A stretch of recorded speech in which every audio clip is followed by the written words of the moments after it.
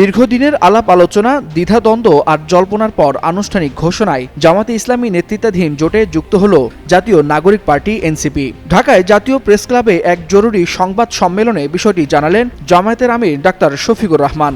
সংবাদ সম্মেলনে জামায়াতের আমির বলেন, আগে থেকেই এক প্ল্যাটফর্মে থাকা ৮ দলের সঙ্গে এবার যোগ হল এনসিপি ও কর্নেল অলি আহমেদের নেতৃত্বাধীন এলডিবি। ফলে জামাত নেতৃত্বাধীন নির্বাচনী সমঝোতার টেবিলে এখন দলের সংখ্যা দাঁড়ালো 10টিতে।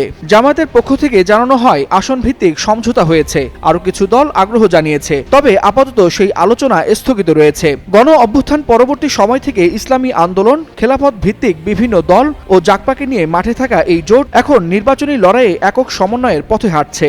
শাহ সিমেন্ট, তুমি আমি মিলে বাংলাদেশ নির্মাণে নাম্বার 1। জামাত নেতৃত্বাধীন জোটে এনসিপির যুক্ত হওয়ার এই সিদ্ধান্ত শুধু জোট রাজনীতিতে নতুন সমীকরণই তৈরি করেনি, বরং দলের ভেতরের দ্বিধা বিভক্তি এড়িয়ে নেতাকর্মীদের চূড়ান্ত লক্ষ্যে পৌঁছাতে সহায়তা করবে বলে মনে করছেন রাজনৈতিক বিশ্লেষকরা।